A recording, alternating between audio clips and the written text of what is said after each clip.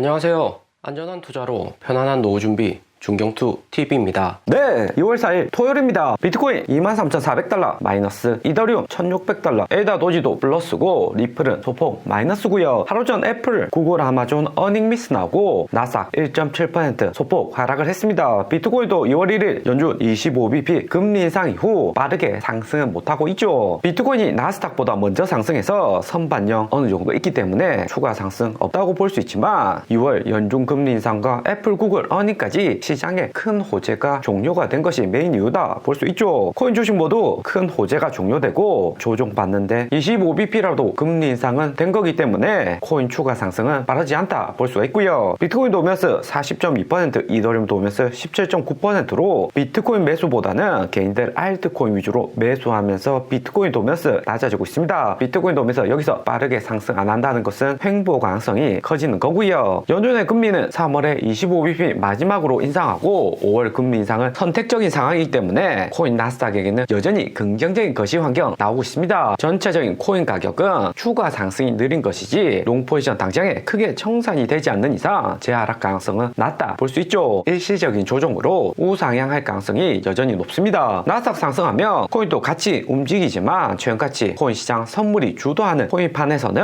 투자자들 대부분이 롱 포지션 잡기 때문에 반등 속도도 빠르지 않고요. 시장의 큰 호재 종료는 되었지만 악재도 거의 없습니다. 2월 6일 다음 주부터 연준위원들 2월 8일 파르장 연설까지 남겨두고 있고요. 파르장이나 연준위원들 작년에 연설에서 나스닥 코인 가격 하락시키는 악재였다며 최근같이 시장 반등할 때는 오히려 호재로 작용을 할 수가 있습니다. 파르장 디스인플레이션율 발언으로 인플레이션율 내려온다고 2월 연설에서 12번이나 강조를 했고요. 그리고 2월 14일 미국 인플레이션율 발표까지 열흘을 남겨두고 있는데 인플레이션율 하락폭 줄어는 되더라도 계속해서 내려오는 하락 추세이기 때문에 인플레이션율 하락에 나스닥 코인 추가 상승 가능성도 기대해 볼 수 있습니다. 코인이 빠르게 상승 안 할 뿐이지 매도할 필요는 없다 볼 수가 있고요. 이번 주 미국장 마지막 날에 나스닥은 급등 이후 조정 오는 모습이지만 미국 경제의 긍정적인 시그널은 지속적으로 나오고 있습니다. 미국 실업률, 논판 페이롤, 비농업급여, 비제조, PMI 중요 지표 발표되었는데 각 지수 모두 긍정적으로 발표가 되었고요. 실업률은 3.4%로 코로나 이후 가장 낮은 실업률로 미국에서 실업자 한 명당 2개의 일자리가 존재할 정도로 미국 기업들 여전히 고용난이 이어지고 있습니다. 미국 경기는 코로나 이후 빠르게 회복됐고 러시아 전쟁으로 미국이 직접적인 수혜를 받으면서 미국 경제는 더욱 강해지고 있고요. 원달러 환율을 보시면 1222원까지 내려왔다가 1247원으로 반등 빠르게 오고 있습니다. 환율은 각 국가 간의 경제 상황을 비교한 수치다 볼 수 있고요. 미국 경제가 한국보다 좋다면 원달러 환율은 올라가고 한국이 경제가 미국보다 더 좋다면 환율은 내려간다 볼 수가 있고요. 원달러 환율 다시 올라가는 것은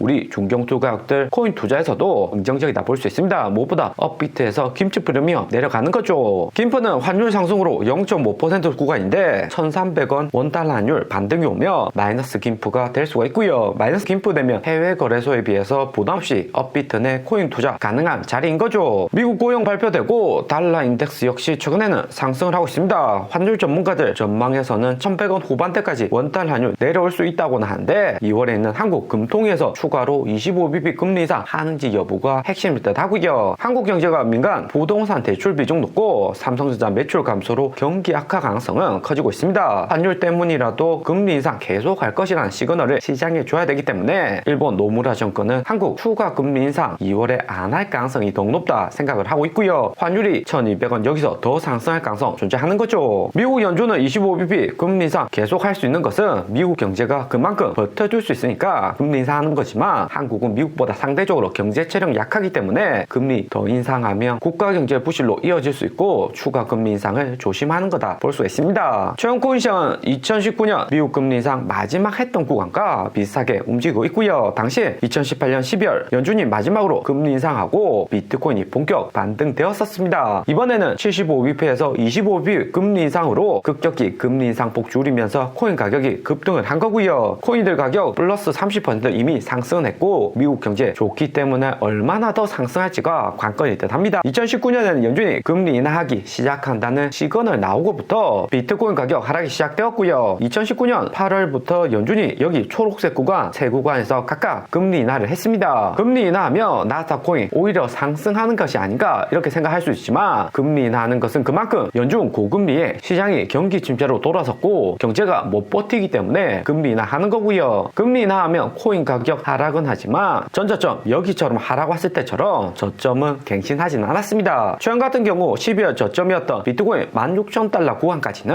안 돌아갈 가능성이 매우 크다는 거죠. 그러면 연준이 언제까지 버티다가 금리 인하할 것인지 생각해 볼 필요가 있습니다. 금리 인하 시그널 준 다음부터는 나스닥이나 코인 하락으로 전환할 수가 있는데 2018년 12월 20일 마지막으로 25bp 금리 인상하고 8개월 뒤에 연준이 금리 인하를 했고요. 올해 3월이나 5월 연준이 금리 인상 종료하고 올해 말이나 내년 초에 금리 인하 시그널을 줄 수가 있는 거죠. 비트코인 가격은 선반영에 6개월 7월에 고점 찍고 하락 추세로 전환을 했었습니다. 2019년에도 비트코인 반등 크게 올 때 나스닥도 꾸준히 우상향을 했습니다. 이때 당시 비트코인 서서히 상승하다가 폭등을 연속했는데 최근에는 이미 2019년 학습 효과가 있기 때문에 미리 상승폭이 컸고요. 때문에 최근 비트코인 조정은 받지만 추가 상승 여력은 여전히 남아 있습니다. 우리가 있는 구간은 여기 구간일 듯 하고요. 2019년 5월경에 상승이 크게 나왔지만 한 번 더 조정받고 그 다음에 추가 상승 났습니다. 연준이 25bp 금리 인상이고 나스닥 상승은 잘하는데 반해서 비트코인 반등세는 주춤하고요. 미리 선반영에 플러스 30% 반등 와서 추가 상승 느린 가능성도 있지만 여기 롱포지션 물량 보시면 개인이나 세력들 엄청나게 비트코인 롱포지션 잡고 있고요. 여기는 롱포지션 모두 다 데리고 비트코인 상승하기에는 상당히 부담이 되는 거죠. 비트코인 크게 롱포지션 청산이 되려면 어느 정도 횡보 이어가면서 이후에 여기 물량 한 번에 청산 크게 시키고 비트코인 가격 하락에 추가 매수 들어오면서 더 큰 상승을 기대해 볼 수가 있습니다. 선물 관점에서는 어느 정도 조정이 올 수 있지만 현물 관점에서는 매도할 필요는 없고 모아가는 시기다 볼 수가 있는 거고요. 비트코인 미결제 약정 물량도 꾸준히 상승해서 2021년 고점 부근까지 거의 다 도달을 했습니다. 새로운 자금이 코인 선물에 들어온다면 미결제 약정 물량 추가로 상승하는데 최근 같은 경제 분위기에서는 코인 투자도 이전에 투자하시는 분들만 투자를 하는 거지 새로운 자금 들어오기는 기대하기는 쉽지 않죠. 선물 약정 볼륨만 봐서는 높은 수준이다 볼 수 있습니다. 나스닥 추가 반등 주춤해지며 수익률 측면에서는 코인이 더 나을 수 있기 때문에 약정 볼륨 증가를 기대해 볼 수 있고요. 대신에 비트코인 청산 크게 나올 때가 최근 같은 미결제 약정 볼륨 높아지는 시기와 일치합니다. 거래소 세력들도 미결제 약정 볼륨 높아진 이런 구간에서 청산을 시켜야지 크게 수익을 가져가는 거죠. 최근 비트코인 주봉상 양봉의 수량 개수를 보면 5주 연속 상승으로 5개 양봉이 나와 있고요. 2021년 7월 상승장에서도 5개 양봉 나오고 그 다음 음봉 또다시 양봉 나오면서 5만 달러까지 상승을 했습니다. 어디까지 상승할까 생각해보면 28,000달러 상승은 하지만 조정 한번 나왔다가 반등 가능성 존재하죠. 세력들 현물 일부 매도하면서 최근에는 매수 강도를 테스트해보는 구간이다 생각해볼 수 있습니다. 그리고 이번 주 미국 증시 마지막 날 S&P 대표 기업들 전체적으로 하락했습니다. 구글 마이너스 3%, 아마존은 마이너스 8% 하락을 했고요. 테슬라도 상승세 좋았는데 장 초반에 상승했다가 장막 빠지는 다시 빠지면서 고점에서 세력들이 일부 현금화를 했습니다. 애플은 어닝 미스 이후 마이너스 4% 크게 하락했지만 팀쿡 애플 CEO 애플의 구독 서비스 계속해서 증가 추세다. 935밀리언이나 구독자들 늘어나면서 애플 장기적인 마진율은 더욱 상승할 수 있다. 긍정적 이야기하면서 애플 주가는 플러스 4% 상승을 했고요. 애플은 아이폰, 맥북 가격 인상으로 인해서 판매량 감소는 했지만 아이폰 안에 있는 아이클라우드, 애플 뮤직, 애플 TV, 애플 아케이드, 애플 뉴스 등 애플 소프트웨어 장기 구독자는 계속해서 증가하면서 작년 대비 6% 증가를 했고요. 그리고 애플 주가 역시 2019년 1월 아이폰 판매량 어닝 미스할 때 애플 주가 약간 하락은 했지만 3분기 연속 경기 침체로 인해서 아이폰 판매량 감소에서도 애플 주가는 계속해서 올랐습니다. 그러다가 2019년 4분기 애플 판매량 마지막으로 하락을 하니까 애플 주가 그제서나 하락을 했었고요. 애플 주가 이번 1분기 이번 판매량 감소로 인해서 애플의 주가 당장에 하락할 것으로 보기는 어렵습니다. 무엇보다 애플 같은 빅테크 기업들은 현금 많이 쌓아두고 자사주 매입이나 새로운 기술 개발 등 호재 만들 거리가 매우 많기 때문에 주가 방어가 매우 용이하다 볼 수 있는 거고요. 오늘의 영상은 여기까지입니다. 좀 더 디테일한 투자 정보가 필요하신 분들은 커뮤니티로도 자료가 공유되니까 멤버십 가입과 구독 부탁드립니다. 감사합니다.